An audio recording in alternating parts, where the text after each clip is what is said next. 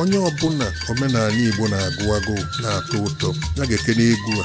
Ọ bụrụ ga-ekunye ọtọgba anya isolu gbaa, ọ bụrụ ga-anọ na na-efere isi ọmọgbuo onwe ya.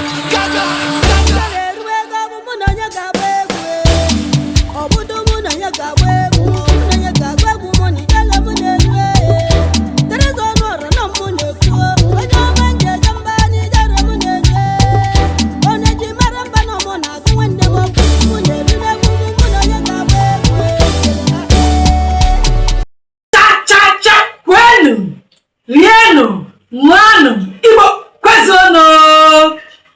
Ndewo ndị be anyị. Afa mbụ ego ngọkọ onye nke na-anabata gị na Olundigbo News Ije Voice of Igbos in Diaspora. Ụmụnne m na program a inweta nnọkọrịta ndị Igbo, omenala ndị Igbo, egwuregwu ndị Igbo, ihe ọbụla eji mara ndị Igbo, onye m chọrọ ka ị na-ahụ na program a. Tata m chọrọ iwetara gị ihe ndị Igbo mere na Alimosho, ndị a na-akpọ Ohanaeze nke Chifili Okafọ bụ onye isi ha. M chọrọ ka m wetara gị nzukọ ụmụnne nke ha mere na Alimosho. Aga m echigata azụ, achọrọ m ka ịfụ ya.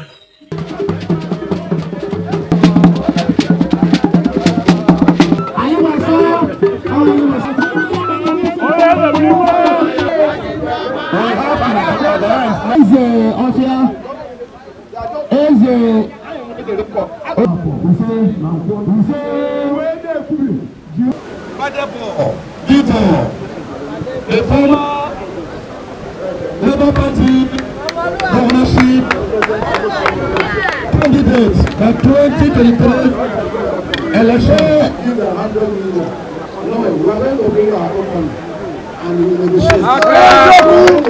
President with capacity. I will meet you eventually because Alimosho is very important to Lagos State. Alimosho is very important to Igbo people.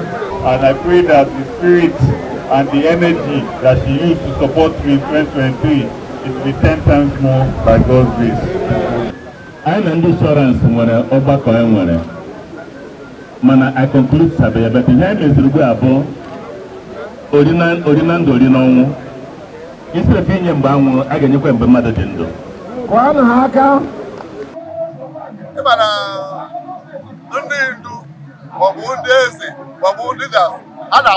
Ohanaeze, and Ohanaeze, Lagos, where is Alimosho? Who's got a record for Ohanaeze? And as all you do, the world they came. So, and there's a good days I put into as my president of Ohanaeze ever joined together with Muslim. So, and the men over South meeting. There's a president Ohanaeze I'm not also many people. I don't know you Chineke, why you make Womanekani, why make a head runner? But I haven't about that. Well, because I'm not an Ndigbo one day. I'm out of a Monday. I said, I'm going to get out of this.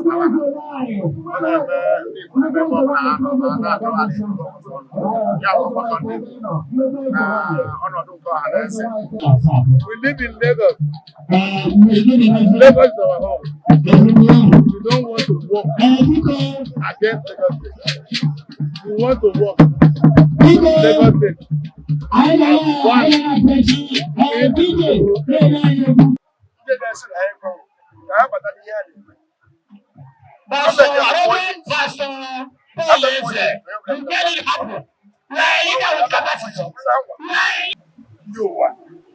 Ohanaeze kita agbojo Ohanaeze kemgbe aka awụghị United Ohanaeze ka anyị apụtaghị bifọ anyị na-apụ nke asị nke gaziri agazi.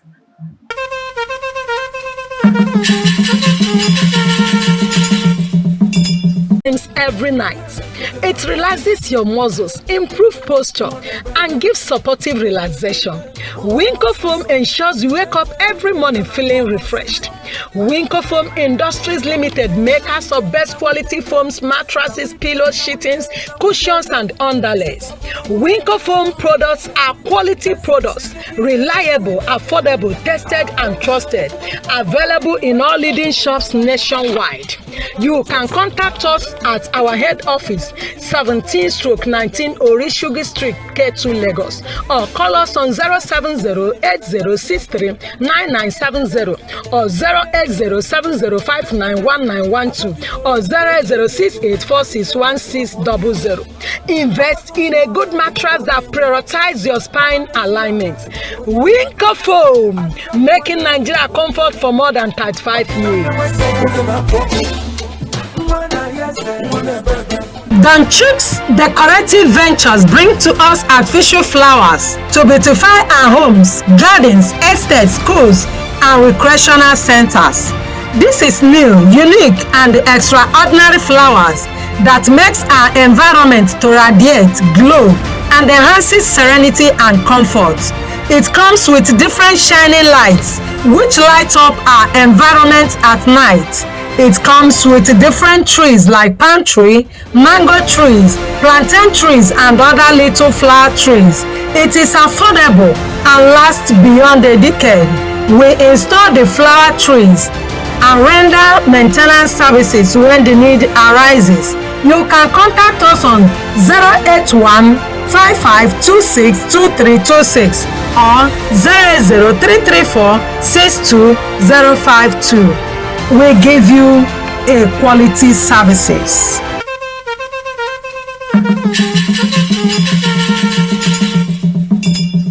Alaba International Market, that road ahụ esi aga Alaba chiri na-aga Ajambadu, na-aga Shibiri, na-aga ebe dị iche iche okoko. Ụzọ ahụ adịghị mma. Ụzọ ahụ anyị na-asị ka gọọmenti leba anya ka ahụ ụzọ ahụ n'ihi na ahịa dị iche iche na-aga na that road. Otu ọ dị ugbu a, ụmụ nnukwute moto anụma na-evu ngwaahịa si na apapa ma ebe dị iche iche na-ebumata ahịa na Alaba. Ọ na-abụ ha pụta n'ụzọ ahụ ha ada n'ihi gị na ụzọ ahụ adịghị mma. Ya ka prezidenti Alaba bụ Kaminius Amajuoyi na-asị ka ndị ọchịchị gọọmenti biko bịa lebata anya ebe ahụ ka unu mara ihe a ga-eme. Ọ dị mma mgbe ị na-ahụ ihe a na-agwa gị maka Alaba. Ọzọ dịka ibe ya bụ na Alaba International Market nke Chief Kaminius Amajuoyi bụ onye isi ya. Ha ga-eme mmepe maka ọ bịatara n'ọchịchị wee bido na-edezi Alaba, na-edezi ya. Kịta ị ga-ahụ na ihe dị iche iche, structure dị iche iche batara na Alaba ugbu a. Ọ na-eme opening new face of Alaba International Market nke ga-abịa na this August anyị na-abanye August 6th. Achọrọ m ka unu hụkwa ya bụ ihe gbasara new face of Alaba m ga-ejigata azụ. Alaba is wearing a new face. Alaba is changing from what it used to be before to a new face of Alaba. I am telling you, if you have not been in Alaba for over 2 years, if you come here now, you will miss roads. Alaba is trying to become the Dubai of Africa. It's courtesy of this administration of High Chief Dr. Kaminius Amajuoyi. We have a clinic here in the market, and the clinic is not functioning effectively. When this new face of Alaba administration came, we decided to upgrade it. We decided to equip it with more professional equipment. And as I'm talking to you now, that clinic is a life-saving machine. Anybody that is sick, as soon as you go there, you will get your healing. Because we employ professionals. We employ those that knows what life is all about. And they are managing it, and they are managing it very, very well. And one of the things that gladdens my heart is that the billboard that we have fixed in Alaba, that digital billboard that will capture everything with the CCTV camera. I think Alaba International Market Electronics is the first of its kind in the whole Lagos. So there is no market you can go and see such edifices. Kudos to the founding fathers, the past president, the executive council. Kudos also to my co-elected officers, because they are the brain behind this. They are my strength. They are the reason why this progress so far has been achieved. It wasn't like that before. So I want to appreciate and thank all those that have assisted us, all those that have contributed immensely to see that this vision comes through. Because while we were saying it before, so many people thought that it was a mirage, it was a fluke, it was an imagination that will not come to reality. But today, I can beat my chest and say, this administration, they came, they saw, and they conquered.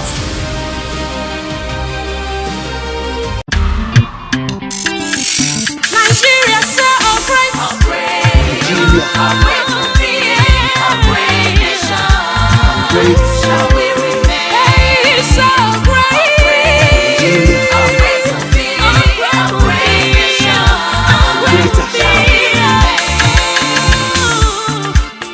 Nigerians, why run to other countries for greener pastures, while we have all it takes here in Nigeria to better ourselves? Therefore, the government of President Ahmed Bola Tinubu is calling you. Come, let's join our hands together and make Nigeria great, better for you, me, and our generation unborn. Come back home. Let's build our country, Nigeria. Nigeria is for us. No place like home. Hey, so great. Nigeria, A great to be, a great nation, a great to be. This message is brought to you by Greater and Better Nigerian Development Initiative, Gandhi.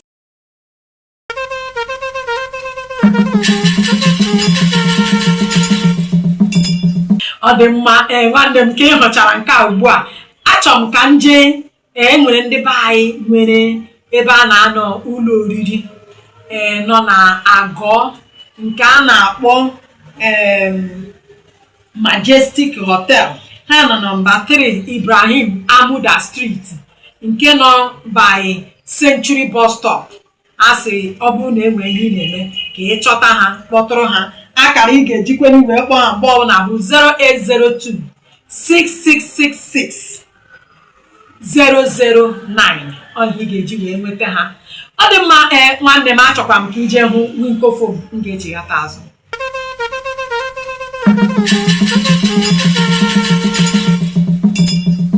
Ọ dị mma ugbu a ndị Igbo speaking community ndị eze ha sịrị na ọchịchị Tinubu dị ha mma, ọbụnagodi na Lagos steeti Tinubu bịara chịa ndị Igbo ọfụma, chịa ọfụma nye ndị Igbo ọnọdụ na nke anụma na ka ha sọpọtụọ ya kwado ya hie ya aja n'ukwu ka o were gaa 2027.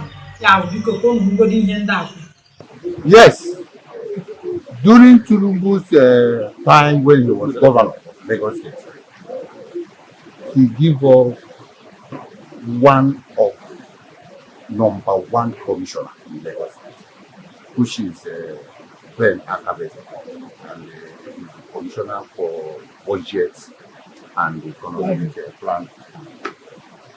And one of our brother, Engineer Joey Bekwe, was given position there. So Tinubu has been aiming Ndigbo right from time. I don't want to go much when he becomes the president. By the time he's the president, he has done so much, do for infrastructures and other benefits that Igbos have benefited. That what happened to year 2023 will never happen 2027. Because what happened that period, like my colleague said here, some group of people hijacked it and give it a name that is G50. Somebody like me, I'm not aware of that. But this time around, the SND will not Ndigbo or Onyendu. We all SND will Lagos State. We have come out in mass and say that this time around, we must remember our brother, President Bola Ahmed Tinubu. One of the presidents, especially in this civilian government, that have helped the Igbos, that have listened to the cry of the Igbos, is actually Bola Ahmed Tinubu. Maybe you don't know the nature and the quantum of infrastructures going on in the eastern part of Nigeria as we speak today.